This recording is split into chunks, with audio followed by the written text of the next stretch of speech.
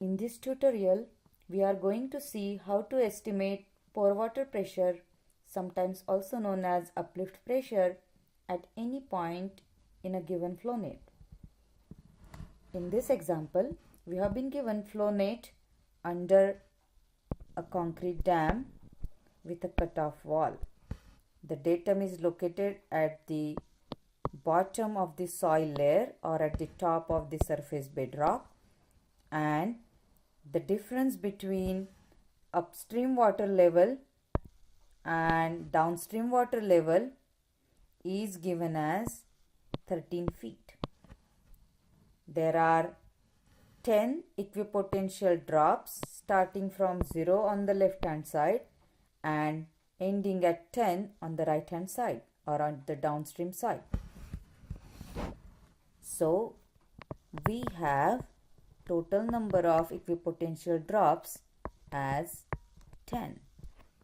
The total difference between total heads on upstream and downstream is given as 13 feet. With this information, we will now be able to estimate pore pressure at any point in this flow net. In this example, we are going to estimate pore water pressure at point B. Point B is located at 10 feet above the datum.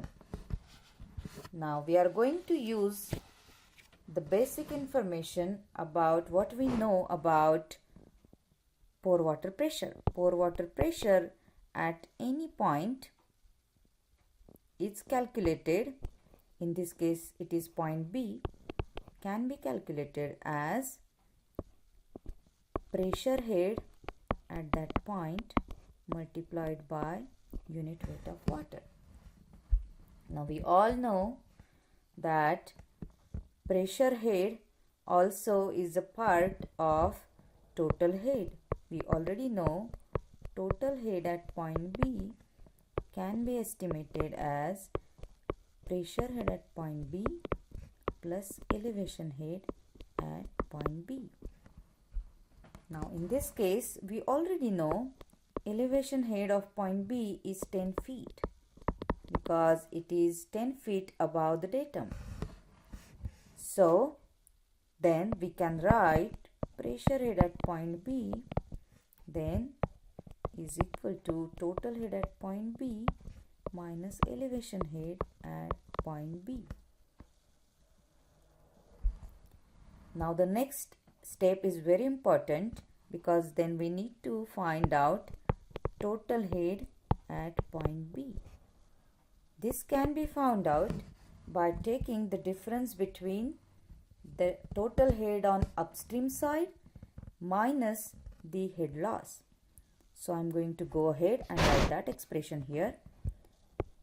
So it is going to be total head on upstream side minus head loss,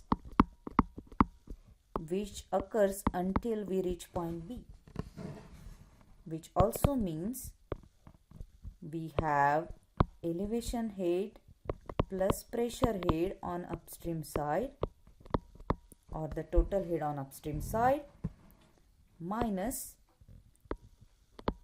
head loss until point B. Now that head loss can also be calculated as number of equipotential drops until point B multiplied by the drop per equipotential drop, which is H over ND. So then we can write that expression as total head on upstream side minus number of drops until point B multiplied by H over ND.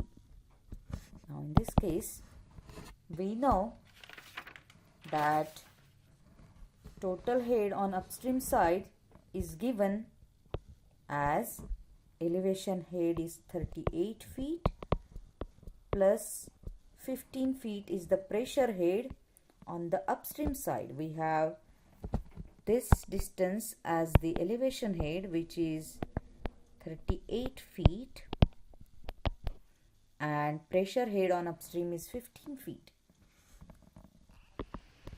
So then that minus number of equipotential drops until point B are 8, because point B lies on 8th equipotential line, multiplied by H is given as 13 feet, ND is given as 10. So let's go ahead and write that down. So total head then at point B is 53 feet minus 10.4 feet, which is equals to 42.6 feet.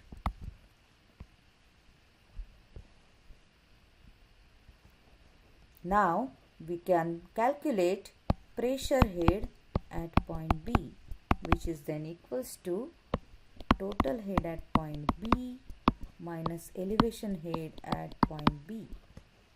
So we are going to go ahead and plug in those values.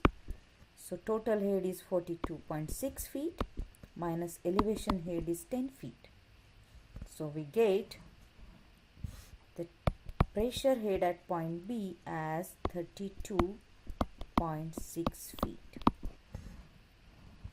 Now we can calculate the pore water pressure at point B as pressure head at point B multiplied by unit weight of water, which is equals to 32.6 feet multiplied by 62.4, which works out to 2034.24 pound per square foot.